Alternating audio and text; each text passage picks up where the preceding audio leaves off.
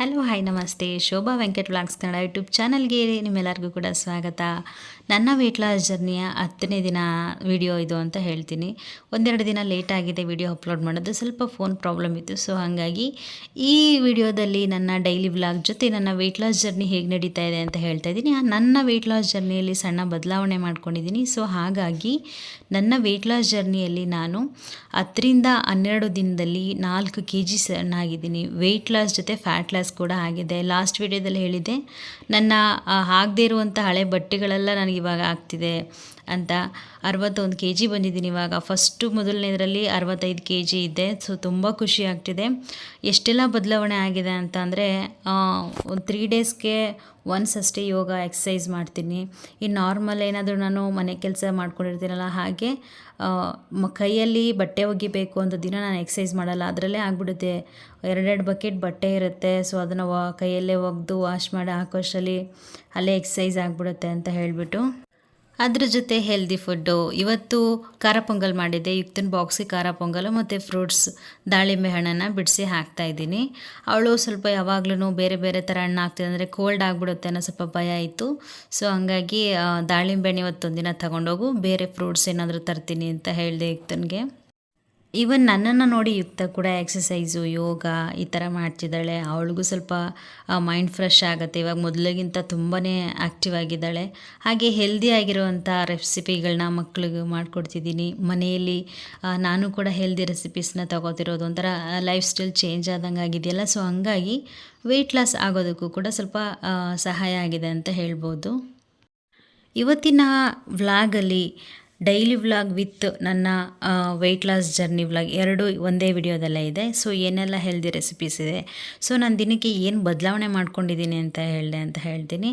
ನಾನು ಬೆಳಗ್ಗೆ ಇದು ಫ್ರೆಶ್ ಅಪ್ ಆಗಿ ಏನಾದರೂ ಹೆಲ್ದಿ ಡ್ರಿಂಕ್ನ ಮಾಡಿ ಕುಡಿತಾ ಇರ್ತೀನಲ್ವ, ಸೊ ಬೆಳಗ್ಗೆ ಎದ್ದ ತಕ್ಷಣ ಒಂದು ಗ್ಲಾಸ್ ವಾರ್ಮ್ ವಾಟರ್, ಅಂದರೆ ಬಿಸಿ ನೀರು ಕುಡಿತೀನಿ. ಅದಲ್ಲದೆ ಸ್ವಲ್ಪ ಹೊತ್ತು ಗ್ಯಾಪ್ ಬಿಟ್ಟು ಎಕ್ಸಸೈಸು ಅಥವಾ ಯೋಗ ಏನಾದರೂ ಮಾಡೋಂಗಿದ್ರೆ ಮಾಡ್ತೀನಿ.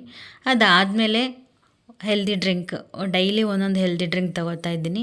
ಆ ಥರ ಹೆಲ್ದಿ ಡ್ರಿಂಕ್ 45 ಡೇಸ್ ಅಥವಾ 20 ಡೇಸು 21 ಡೇಸ್ ಈ ಥರ ಕಂಟಿನ್ಯೂಸ್ ತೊಗೊಂಡ್ರೆ ಇನ್ನೂ ಹೆಚ್ಚು ರಿಸಲ್ಟ್ ಸಿಗ್ಬೋದು ಅಂತ ಹೇಳ್ಬೋದು. ನಾನು ನಿಮಗೆಲ್ಲ ಹೊಸದು ತೋರಿಸ್ಬೇಕಲ್ಲ ಅಂತ ಹೇಳ್ಬಿಟ್ಟು ಹೆಲ್ದಿ ಡ್ರಿಂಕ್ನ ಮಾಡ್ತಿದ್ದೀನಿ. ಇವತ್ತು ಮಾಡ್ತಿರುವಂಥ ಜೀರಿಗೆ, ಸೋಂಪು, ಹಾಗೆ ಅಜ್ವೈನ, ಚಕ್ಕೆ, ಲವಂಗ, ಅರಿಶಿನ, ಪಲಾವ್ ಎಲೆ, ಏಲಕ್ಕಿ ಇದನ್ನೆಲ್ಲ ಹಾಕಿ ಕುದಿಸಿ ಕುಡಿಯೋದ್ರಿಂದ ತುಂಬಾ ಬೆನಿಫಿಟ್ ಇದೆ ದೇಹಕ್ಕೆ. ಹಾಗೆ ಮೆಂತ್ಯ. ಇವಾಗ ಮಳೆ ಬರ್ತಾ ಇದೆ, ಚಳಿ ಜಾಸ್ತಿ ಇದೆ. ಸೊ ಮೆಟಬಾಲಿಸಮ್ ಸ್ವಲ್ಪ ರೈಸ್ ಆಗಬೇಕು ಅಂದರೆ, ಮತ್ತು ಹಾಗೆ ಜೀರ್ಣಕ್ರಿಯೆ ಸರಿಯಾಗಿ ಆಗಬೇಕು. ಹಾಗೆ ರಕ್ತದಲ್ಲಿನ ಸಕ್ಕರೆ ಅಂಶವನ್ನು ಹೀರ್ಕೊಳ್ಳುವಂಥ ಶಕ್ತಿ ಮೆಂತ್ಯ ಆಗಿದೆ. ಉರಿಯೂತವನ್ನು ಕಡಿಮೆ ಮಾಡುವಂಥದ್ದು ಅರಿಶಿಣಕ್ಕೆ ಇದೆ. ಸೊ ಹಿಂಗಾಗಿ ಇವತ್ತು ಈ ಸೂಪರ್ ಡ್ರಿಂಕ್ನ ತೋರಿಸ್ತಾ ಇದ್ದೀನಿ. ಯಾಕೆ ಅಂತಂದರೆ ಸಿಕ್ಕಾಪಟ್ಟೆ ಮಳೆ ಇದೆ, ಹೊರಗಡೆ ತುಂಬ ಕೋಲ್ಡ್ ಇದೆ. ಸೊ ಈ ಟೈಮಲ್ಲಿ ಬೇರೆ ಥರ ಎಲ್ಲ ಸೂಪರ್ ಡ್ರಿಂಕ್ನ ಕುಡಿಯೋದ್ರ ಬದಲು ಈ ಥರ ಮಾಡ್ಕೊಂಡು ಕುಡಿದಾಗ ಮೆಟಬಾಲಿಸಮು ಇನ್ಕ್ರೀಸ್ ಆಗುತ್ತೆ, ಜೀರ್ಣಕ್ರಿಯೆಗೆ ಸಹಾಯ ಆಗುತ್ತೆ. ನಮ್ಮ ದೇಹದಲ್ಲಾಗಿರುವಂಥ ಗಾಯಗಳು ಅಥವಾ ಕೆಲವೊಂದು ಇನ್ಫೆಕ್ಷನ್ಸ್ಗಳಾಗಿರುತ್ತಲ್ಲ, ಅದಕ್ಕೆಲ್ಲ ತುಂಬಾ ಬೆಟರ್ ಇರುತ್ತೆ. ವೆಯ್ಟ್ ಲಾಸ್ ಮಾಡೋದಕ್ಕೆ ತುಂಬಾ ಈಸಿ. ನೋಡೋದಕ್ಕೆ ಮ್ಯಾಂಗೋ ಜ್ಯೂಸ್ ಥರ ಕಾಣಿಸ್ತಾ ಇದೆ, ಬಟ್ ಅದು ಮ್ಯಾಂಗೋ ಜ್ಯೂಸ್ ಅಲ್ಲ, ಸೂಪರ್ ಡ್ರಿಂಕ್ ಅಂತಲೇ ಹೇಳ್ಬಂದರೆ ಡೈರೆಕ್ಟಾಗಿ ನಮಗೆ ವೆಯ್ಟ್ ಲಾಸ್ ಅಥವಾ ಫ್ಯಾಟ್ ಲಾಸ್ ಮಾಡುತ್ತೆ ಅಂತ ಅಲ್ಲ, ನಮ್ಮ ಮೆಟಬಾಲಿಸಮ್ನ ಇನ್ಕ್ರೀಸ್ ಮಾಡುತ್ತೆ ಅಂತ ಹೇಳಿದ್ನಲ್ಲ. ಸೊ ತುಂಬಾ ಒಳ್ಳೆ ಸೂಪರ್ ಡ್ರಿಂಕ್ ಅಂತಲೇ ಹೇಳ್ಬೋದು. ಸ್ವಲ್ಪ ಜೇನುತುಪ್ಪ ಹಾಕ್ಕೊಂಡು ಕುಡಿಬೋದು. ನಾನು ಜೇನುತುಪ್ಪ ಹಾಕೋತಾ ಇಲ್ಲ. ಹಾಗೆ ಈ ಸೂಪರ್ ಶೀಟ್ಸ್ ತುಂಬಾ ಚೆನ್ನಾಗಿದೆ.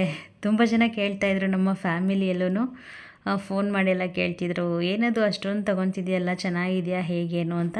ಬಟ್ ಈ ಶೀಟ್ಸ್ಗಳನ್ನ ತೊಗೊಂಡಾಗ ಚೆನ್ನಾಗಿ ನೀರು ಕುಡಿಬೇಕು. ಹೇಗಿದ್ರು ನಾನು ಡಯಲ್ ಪ್ಲಾನ್ ಸ್ಟಾರ್ಟ್ ಮಾಡಿದ್ದೀನಲ್ಲ, 2 ಅವರ್ಗೆ ಒಂದು ಸರಿ 1.5 ಗ್ಲಾಸ್ ನೀರು ಕುಡಿತಾನೆ ಇರ್ತೀನಿ. ಒಂದು 3 ಲೀಟ್ರಾದರೂ ನೀರು ತೊಗೊತೀವಲ್ವ, ಸೊ ಚೆನ್ನಾಗಿ ಬರುತ್ತೆ. ನನಗೆ ಹೇರು, ಸ್ಕಿನ್ನು ರಿಸಲ್ಟ್ ಸಿಗ್ತಾಯಿದೆ ಅಂತಲೇ ಅನ್ನಿಸ್ತು.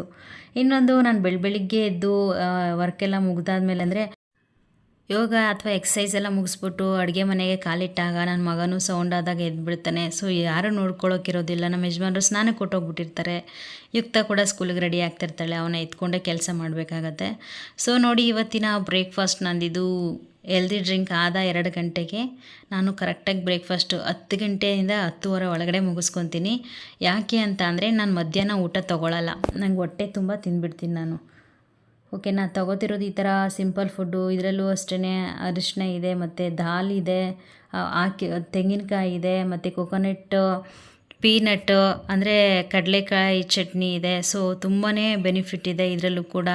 ಫೈಬರು, ವೈಟಮಿನ್ಸು, ಪ್ರೋಟೀನು, ಹೊಟ್ಟೆ ತುಂಬಿದ ಅನುಭವ ಸಿಗುತ್ತೆ. ಇನ್ನು ಹಾಗೆ ಎಲ್ಲ ಕೆಲಸ ಮುಗಿದ ತಕ್ಷಣ ಸ್ವಲ್ಪ ಯುಕ್ತನಿಗೆ ಪ್ರಾಜೆಕ್ಟ್ ವರ್ಕ್ ಮಾಡಿಕೊಡು ಅಂತ ಕೇಳಿದ್ಲು. ಸೊ ಹಂಗಾಗಿ ಸ್ವಲ್ಪ ಬೇಗ ಬೇಗ ಮುಗಿಸ್ಕೊಂಬಿಡೋಣ ಅಂತ ಹೇಳ್ಬಿಟ್ಟು ಮಾಡ್ತಾಯಿದ್ದೆ. ಪದೇ ಪದೇ ಶ್ರೀವಿನ್ ಕೂಡ ಅಲ್ಲೇ ಇರ್ತಿದ್ನಲ್ಲ, ಅವನು ಬರೋದು, ಕಿಟ್ಲೆ ಮಾಡೋದು, ಸಿಸರ್ ತಗೊಳ್ಳೋದು, ಗಮ್ ಎತ್ಕೊಳ್ಳೋದು ಹೀಗೆಲ್ಲ ಮಾಡ್ತಾನೆ ಇರ್ತಿದ್ದ.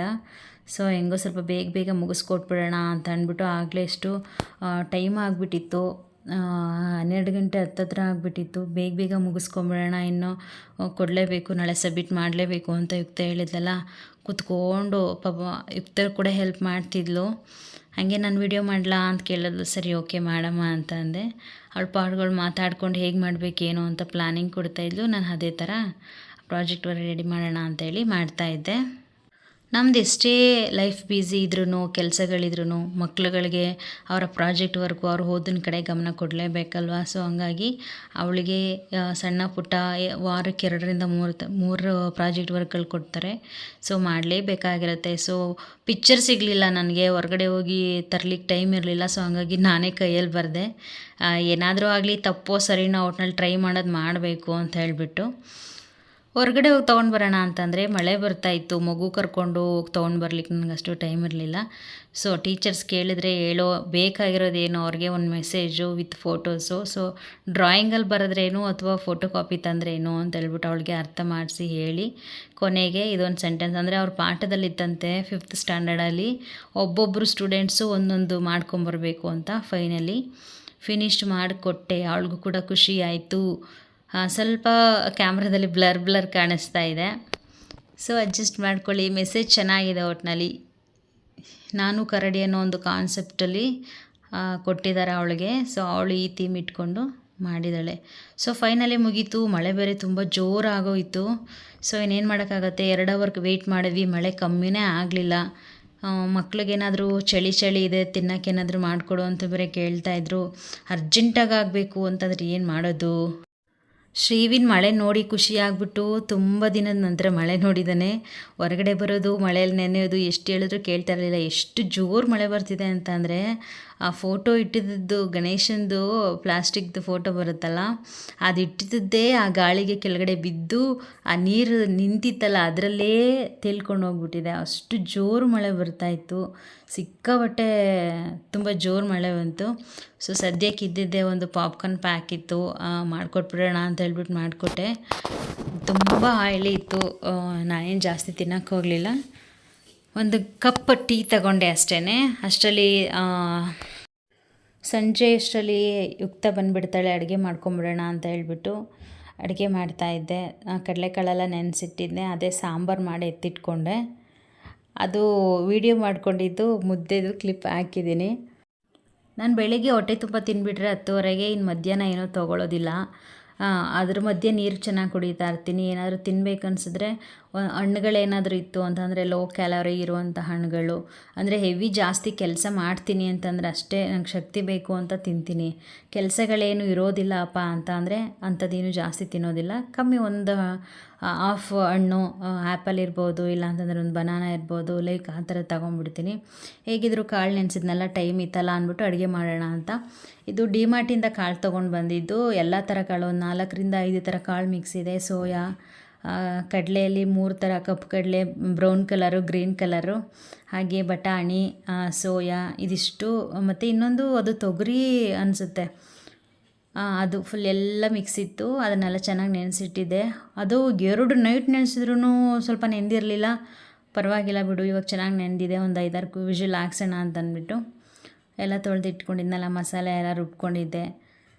ಸ್ವಲ್ಪ ಒಗ್ಗರಣೆ ಹಾಕ್ಕೊಂಡು ಈರುಳ್ಳಿ, ಕರಿಬೇವು, ಜೀರಿಗೆ, ಹಾಗೆ ಅರಿಶಿನ, ಹಿಂಗು, ಸಾಸಿವೆ ಇಷ್ಟೆಲ್ಲ ಹಾಕ್ಕೊಂಡು ಒಗ್ಗರಣೆ ಕೊಟ್ಕೊಂಡು ಫಸ್ಟೇ ಮಸಾಲಾನ ಚೆನ್ನಾಗೆಲ್ಲ ಹುರಿದು ಆಮೇಲೆ ಅದನ್ನು ಸ್ವಲ್ಪ ತಣ್ಣಗಾದ್ಮೇಲೆ ರುಬ್ಕೊಂಡಿದ್ದೆ. ತೆಂಗಿನಕಾಯಿ ಆದಷ್ಟು ಕಮ್ಮಿ ಹಾಕ್ಕೊತೀವಿ, ಜಾಸ್ತಿ ಹಾಕ್ಕೊಳ್ಳಲ್ಲ. ಕೆಲವೊಬ್ಬರು ತೆಳ್ಳಗಾಗ್ಬಿಡುತ್ತೆ ಅಂತ ಹೇಳ್ಬಿಟ್ಟು ಬೇಳೆ ಹಾಕೋತಾರೆ. ನಾನು ಯಾವುದೇ ಥರ ಬೇಳೆ ಹಾಕೋತಾ ಇಲ್ಲ. ಜೊತೆಗೆ ಆಲೂಗಡ್ಡೆ, ಬೀನ್ಸು. ಆಲೂಗಡ್ಡೆ ನಾವು ವೆಯ್ಟ್ ಲಾಸ್ ಮಾಡೋರು ತಿಂದರೆ ದಪ್ಪ ಆಗಿಬಿಡ್ತಾರೆ. ಸೊ ಹಾಗಾಗಿ ಮಕ್ಕಳಿಗೆ, ನನ್ನ ಹಸ್ಬೆಂಡ್ಗೆ ಬೇಕೇ ಬೇಕು. ಆಲೂಗಡ್ಡೆ ಇಲ್ಲದೆ ಅವರು ತರಕಾರಿ ಸಾಂಬಾರು ತಿನ್ನೋದೇ ಇಲ್ಲ. ಸೊ ಹಾಗಾಗಿ ಅವ್ರಿಗೋಸ್ಕರ ಅಂತಂದ್ಬಿಟ್ಟು ಆಲೂಗಡ್ಡೆ ಹಾಕ್ತೆ. ವೆಯ್ಟ್ ಲಾಸ್ ನಾನು ತಾನೇ ಮಾಡಿಸಿರೋದು, ಅವರಲ್ವಲ್ಲ, ಅವರು ತಿನ್ನಲಿ ಅಂದ್ಬಿಟ್ಟು ಹಾಕ್ಬಿಟ್ಟು ಸಾಂಬಾರು ರೆಡಿ ಆಯಿತು. ನೋಡಿ, ಇದೇ ರುಬ್ಕೊಂಡಿರುವಂಥದ್ದು. ಫಸ್ಟೇ ಸ್ವಲ್ಪ ಈರುಳ್ಳಿ, ಬೆಳ್ಳುಳ್ಳಿ, ಶುಂಠಿ, ಟೊಮ್ಯಾಟೊ, ಕೊತ್ತಂಬರಿ ಸೊಪ್ಪು, ಸ್ವಲ್ಪ ಜೀರಿಗೆ, ಮೆಣಸು ಇದನ್ನೆಲ್ಲ ಹಾಕಿ ಫ್ರೈ ಮಾಡಿಕೊಂಡು ನೀವು ಮನೆ ಸಾಂಬಾರು ಪುಡಿನಾರು ಹಾಕ್ಕೊಳ್ಳಿ ಅಥವಾ ಧನಿಯಾ ಪುಡಿನಾರು ಹಾಕ್ಕೊಳ್ಳಿ. ನಾನು ಮನೆಯಲ್ಲೇ ಮಾಡಿರೋ ಧನಿಯಾ ಪುಡಿ ಇತ್ತು, ಹಾಕ್ಕೊಂಡಿದ್ದೆ. ಸೊ ಸಾಂಬಾರು ನಿಜವಾಗ್ಲೂ ಚಿಕನ್ ಮಟನ್ಗಿಂತ ಏನೂ ಕಮ್ಮಿ ಇಲ್ಲ, ಅಷ್ಟು ಸೂಪರಾಗಿ ಆಗುತ್ತೆ ಸಾಂಬಾರು ಮಾತ್ರ. ಇದ್ರ ಜೊತೆ ಏನಾದರೂ ನಾವು ಆರಾಮಾಗಿ ಮುದ್ದೆ ಅಥವಾ ರೈಸು, ಚಪಾತಿ, ರೋಟಿ ಈ ಥರ ತೊಗೊಬೋದು. ಯಾಕೆಂದರೆ ಹೈ ಪ್ರೋಟೀನ್ ಕಾಳುಗಳೇ ಇರೋದಲ್ವ ಇದರಲ್ಲಿ. ಸೊ ಹಾಗಾಗಿ ತುಂಬಾ ಚೆನ್ನಾಗಿರುತ್ತೆ ಸಾಂಬಾರು ಮಾತ್ರ. ನಾನು ಮಧ್ಯಾಹ್ನ ಸಮಯ ಸಿಕ್ಕಿದ್ರೆ ಮಾಡಿಬಿಡ್ತೀನಿ. ಸಮಯ ಸಿಗಲಿಲ್ಲ, ಇಲ್ಲ ಬಟ್ಟೆ ವಾಶ್ ಮಾಡಿದ್ದೀನಿ ಅಂದರೆ ಬಟ್ಟೆ ತೊಗೊಂಡು ಬಂದು ಬಟ್ಟೆ ಮಡಿಸಿಡುವಂಥದ್ದು, ಶ್ರೀವಿನ್ನ ಕೇರ್ ಮಾಡಬೇಕು, ಅವ್ನಿಗೆ ಊಟ ತಿನ್ನಿಸೋದು, ಅವ್ನಿಗೆ ಸ್ನಾನ ಮಾಡಿಸೋದು, ಇನ್ನು ಪೂಜೆ ಮಾಡೋದು, ವಾರಗಳಿರುತ್ತಲ್ಲ ಆ ದಿನಗಳು ಸ್ವಲ್ಪ ಕಷ್ಟ ಆಗುತ್ತೆ, ಮಧ್ಯಾಹ್ನ ಮಾಡ್ಕೊಳಕ್ಕಾಗಲ್ಲ. ಅಂಥ ದಿನಗಳೇನು ಮಾಡ್ಕೋತೀನಿ ಅಂದರೆ ನಾನು ಒಂದು 6 ಗಂಟೆ 7 ಗಂಟೆಗೆ ಮಾಡ್ಕೊಂಬಿಡ್ತೀನಿ. ಯುಕ್ತನೂ ಬಂದಳು. ಸೊ ಸ್ನ್ಯಾಕ್ಸ್ ಮಾಡಿಕೊಡಮ್ಮ, ಮಳೆ ಬರ್ತಿದೆ, ಚಳಿ ಆಗ್ತಿದೆ ಅಂತ ಹೇಳಿದ್ಲ. ಸೊ ಮನೆಯಲ್ಲಿ ಕಾರ್ನ್ ಇತ್ತು, ಹಾಗೆ ಪನ್ನೀರ್ ಇತ್ತು. ಪನ್ನೀರು ಮತ್ತು ಕಾರ್ನ್ ಯೂಸ್ ಮಾಡಿಕೊಂಡು ಬ್ರೆಡ್ ಟೋಸ್ಟ್ ಮಾಡ್ಕೊಳ್ಳೋಣ ಅಂತ ಮಾಡಿಕೊಂಡೆ. ರೆಸಿಪಿ ತುಂಬಾ ಈಸಿನೂ ಇದೆ, ಮನೆಯಲ್ಲೇ ಇರುವಂಥ ವಸ್ತುಗಳಲ್ಲೇ ಮಾಡ್ಕೋಬೋದು. ತುಂಬ ಟೇಸ್ಟಿಯಾಗಿರುತ್ತೆ, ಮಕ್ಕಳಿಗೂ ಕೂಡ ಇಷ್ಟ ಆಗುತ್ತೆ. ಜೋಳ ಇತ್ತು ಅಂತ ಅನ್ನಲ್ಲ, ಸ್ವಲ್ಪ ನೀರಿಗೆ ಸ್ವಲ್ಪ ಉಪ್ಪು ಹಾಕ್ಬಿಟ್ಟು ಚೆನ್ನಾಗಿ ಬೇಯಿಸ್ಕೊಳ್ಳೋಕೆ ಇಟ್ಟಿದ್ದೀನಿ. ಮತ್ತು ಪನ್ನೀರ್ ಇತ್ತು. ಪನ್ನೀರ್ ನಮ್ಗೆ ಎಷ್ಟು ಬೇಕೋ ಅಷ್ಟು, ನಾನೊಂದು ಅರ್ಧ ಯೂಸ್ ಮಾಡ್ಕೊಂಡಿದ್ದೀನಿ ಅಷ್ಟೇ ಪನ್ನೀರಿದ್ದು. ಹಾಗೆ ಸ್ವಲ್ಪ ಚೀಸ್ ಇತ್ತು. ಚೀಸು ಮಕ್ಳಿಗೆ ಖುಷಿ ಆಗುತ್ತಲ್ಲ, ಪನ್ನೀರ್ ಕಟ್ ಮಾಡಿ ಇಟ್ಕೊಂಡಿದ್ದೆ, ಚೀಸನ್ನು ಸೈಡಲ್ಲಿ ಬಿಡಿಸಿ ಎತ್ಕೊಂಡಿದ್ದೆ. ಹಾಗೆ ಸ್ವಲ್ಪ ಈರುಳ್ಳಿ, ದೊಡ್ಡ ಮೆಣಸಿನ್ಕಾಯಲ್ಲಿ ಯಾವ ಕಲರ್ ಇದೆ ಅದೆಲ್ಲ ತೊಗೋಬೋದು. ಪುಟಾಣಿ ಆಗಿರುವಂಥ ಒಂದು ಬಾಣಲಿನ ಒಲೆ ಮೇಲೆ ಇಟ್ಕೊಂಡೆ. ಸ್ವಲ್ಪ ಎಣ್ಣೆ ನಮಗೆ ಎಷ್ಟು ಬೇಕಷ್ಟು, ಇಲ್ಲಾಂದರೆ ಬೆಣ್ಣೆ ಇದ್ರೂ ಬೆಣ್ಣೆ ಹಾಕೋಬೋದು. ಸ್ವಲ್ಪ ಅರಿಶಿನ, ಅಚ್ಚ ಖಾರದ ಪುಡಿ, ಸ್ವಲ್ಪ ಉಪ್ಪು, ಸ್ವಲ್ಪ ಜೀರಿಗೆ, ಇದಿಷ್ಟು. ಅಂದರೆ ನಾವು ಪನ್ನೀರ್ ತೊಗೊಂಡಿದ್ದೀವಲ್ಲ, ಕಡಿಮೆ ಉರಿ ಇಟ್ಕೊಂಡಿರಬೇಕು, ಜಾಸ್ತಿ ಉರಿ ಬೇಡ, ಇಲ್ಲಾಂದರೆ ತಳ ಹಿಡಿದ್ಬಿಡುತ್ತೆ ಪನ್ನೀರು. ಇದು ಸ್ವಲ್ಪ ಸಾಲ್ಟ್ ಹಾಕ್ಕೊಂಡು ನೀಟಾಗಿ ಫ್ರೈ ಮಾಡ್ಕೊಬೇಕು. ನಾವು ಕಟ್ ಮಾಡಿ ಇಟ್ಕೊಂಡಿರುವಂಥ ಕ್ಯಾಪ್ಸಿಕಮ್ ಯಾವ ಥರನಾದರೂ ಸರಿ. ಖಾರ ಬೇಕು ಅಂದರೆ ಗ್ರೀನ್ ಚಿಲ್ಲಿ ಹಾಕೋಬೋದು, ಇಲ್ಲಾಂದರೆ ಚಿಲ್ಲಿ ಫ್ಲೇಕ್ಸ್ ಕೂಡ ಹಾಕ್ಕೋಬೋದು. ಮಕ್ಕಳಿಗೆ ಅಲ್ವ ಜಾಸ್ತಿ ಖಾರ ಕೇಳಲ್ಲ, ಅಚ್ಚ ಖಾರದ ಪುಡಿ ಹಾಕಿದ್ದನ್ನೆಲ್ಲ ಅದರಲ್ಲೇ ಆಗುತ್ತೆ. ಹಾಗೆ ಸ್ವಲ್ಪ ಈರುಳ್ಳಿ, ಬೇಯಿಸಿಟ್ಕೊಂಡಿರುವಂಥ ಕಾರ್ನು ಹಾಕ್ಕೊಂಡೆ. ಸ್ವಲ್ಪ ಉಪ್ಪು, ಜೊತೆಗೆ ಅಂದರೆ ಕಾರ್ನ್ ಹಾಕ್ಕೊಂಡಿರ್ತೀನಲ್ಲ ಅದಕ್ಕೂ ಬೇಯಿಸ್ಬೇಕಾದ್ರೂ ಹಾಕ್ಕೊಂಡಿದ್ದೆ.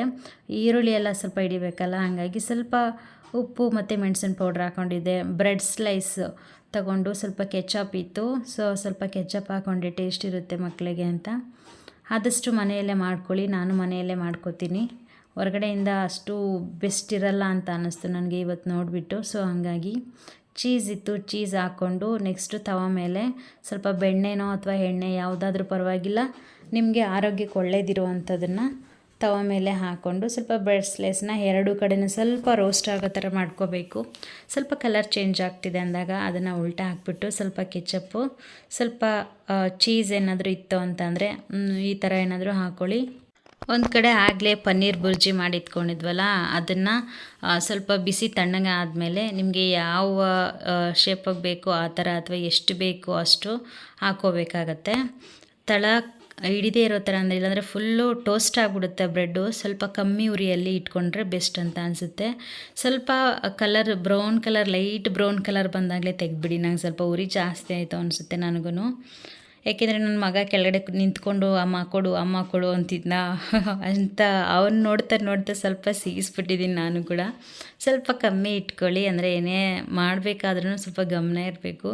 ನನ್ನ ಮಗನಿಂದಾಗಿ ನಾನು ಸ್ವಲ್ಪ ಸಿಗಿಸ್ಬಿಟ್ಟೆ, ಕ್ಷಮ ಇರಲಿ. ಹಾಗೆ ಎಷ್ಟು ಟೇಸ್ಟಿಯಾಗಿರುತ್ತೆ ಅಂದರೆ ಈ ಥರ ನಾವು ಬೇರೆ ಬಜ್ಜಿ ಬೋಂಡ ಮಾಡಿಕೊಡೋದಕ್ಕಿಂತ ಇದು ಬೆಸ್ಟ್ ಇರುತ್ತೆ. ಮಕ್ಳಿಗೆ ಹೊಟ್ಟೆ ತುಂಬ್ದಂಗೆ ಅನಿಸುತ್ತೆ, ಅಥವಾ ಬೇರೆ ಹೊಸ ಥರದ್ದು ತಿಂತಿದ್ದೀನಿ ಅನ್ನೋ ಫೀಲು ಅವ್ರಿಗೆ ಆಗುತ್ತೆ. ಸೊ ಹಂಗಾಗಿ ತುಂಬಾ ಇಷ್ಟ ಆಯಿತು ನಮ್ಮ ಶ್ರೀವಿನ್ಗೆ ಹಾಗೆ ಯುಕ್ತನಿಗೆ.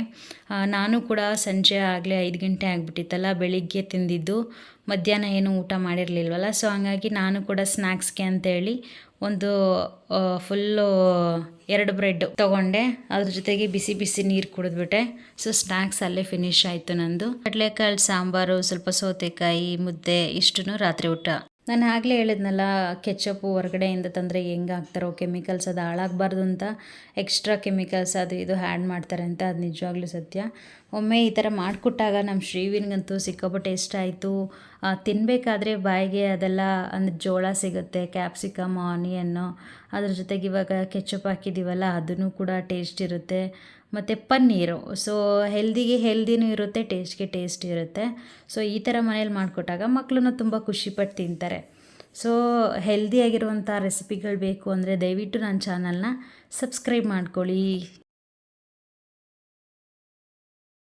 ನಿಮ್ಮ ಫ್ರೆಂಡ್ಸು ಫ್ಯಾಮಿಲಿಗೆ ಶೇರ್ ಮಾಡಿ, ನನಗೆ ಸಪೋರ್ಟ್ ಮಾಡಿ. ಹಾಗೆ ಬೆಲ್ ಬಟನ್ನ ಪ್ರೆಸ್ ಮಾಡಿ, ಆವಾಗಲೇ ನಾನು ಹಾಕುವಂಥ ವಿಡಿಯೋಸ್ ನೋಟಿಫಿಕೇಷನ್ ನಿಮಗೆ ತಲುಪೋದು. ಜೊತೆಗೆ ಸ್ವಲ್ಪ ಮಳೆ ಎಲ್ಲ ನಿಂತ ಮೇಲೆ ಸ್ವಲ್ಪ ಔಟ್ಸೈಡ್ ಕರ್ಕೊಂಡು ಹೋದೆ. ಯುಕ್ತ ಮತ್ತು ಶ್ರೀವಿನ್ ಇಬ್ಬರೂ ಕೂಡ ಆ ಸ್ನ್ಯಾಕ್ಸ್ ತುಂಬ ಚೆನ್ನಾಗಿದೆ ಅಂತ ಹೇಳಿ ಔಟ್ಸೈಡ್ ಬಂದ ಮೇಲೂ ಕೂಡ ಮಾಡಿಸ್ಕೊಂಡು ತಿಂದಿದ್ದಾರೆ. ಅಷ್ಟು ಖುಷಿ ಆಯಿತು. ಇನ್ನು ಹೊರಗಡೆ ಕರ್ಕೊಂಡೋಗಿದ್ದೆ ಅಂತ ಹೇಳಿದ್ನಲ್ಲ, ನಾನು ಅಷ್ಟಲಕ್ಷ್ಮಿ ಗಿಡ ತೊಗೊಂಡು ಬರೋಣ ಅಂತ ಹೋಗಿದ್ದೆ. ಬಟ್ ಅಲ್ಲಿ ಜಾಸ್ತಿ ಕಾಸ್ಟ್ ಹೇಳಿದ್ರು, ಹಂಗಾಗಿ ಸುಮ್ಮನೆ ಬಂದೆ. ₹1,000 1,500 ಹೇಳಿದ್ರು ಒಂದು ಗಿಡಕ್ಕೆ. ಸೊ ಅಷ್ಟರಲ್ಲಿ ನರ್ಸರಿಯಲ್ಲಿ ಶ್ರೀವಿನು ಚಿಟ್ಟೆ ಇಟ್ಕೊಡು ಅಂತ ನೋಡ್ತಿದ್ದೆ. ಎಷ್ಟು ಬ್ಯೂಟಿಫುಲ್ ಆಗಿದೆ ಅಲ್ಲ ಚಿಟ್ಟೆ. ಸೊ ನನಗಂತೂ ನೋಡಿ ತುಂಬಾ ಖುಷಿ ಆಯಿತು. ಚಿಟ್ಟೆ ನೋಡಿ ನಿಮ್ಗೇನು ಅನ್ನಿಸ್ತು ಅಂತ ಕಮೆಂಟ್ ಬಾಕ್ಸಲ್ಲಿ ಹಾಕೋದನ್ನು ಮರಿಬೇಡಿ. ಸೊ ನಾನಿನ್ನು ಹೋಗಿ ಬರ್ತೀನಿ, ನಾನು ಸಿಗ್ತೀನಿ ಇನ್ನೊಂದು ಇನ್ಫಾರ್ಮೇಟಿವ್ ಆಗಿರುವಂಥ ಹೆಲ್ದಿ ರೆಸಿಪಿ ಜೊತೆ. ದಯವಿಟ್ಟು ವಿಡಿಯೋನ ಫುಲ್ ನೋಡಿ, ಹಾಗೆ ನಿಮ್ಮ ಫ್ರೆಂಡ್ಸು ಫ್ಯಾಮಿಲಿಗೆ ಶೇರ್ ಮಾಡಿ, ಹಾಗೆ ಹೈಪ್ ಮಾಡೋದನ್ನು ಮರಿಬೇಡಿ. ನಿಮ್ಮ ಅನಿಸಿಕೆನ ಕಮೆಂಟ್ ಬಾಕ್ಸಲ್ಲಿ ಹಾಕಿ. ಸೊ ನಾನಿನ್ನು ಹೋಗಿ ಬರ್ತೀನಿ. ಎಲ್ಲರೂ ಆರೋಗ್ಯವಾಗಿರಿ ಅಂತ ಹೇಳ್ತಾ ಬಾಯ್ ಬಾಯ್, ಟೇಕ್ ಕೇರ್.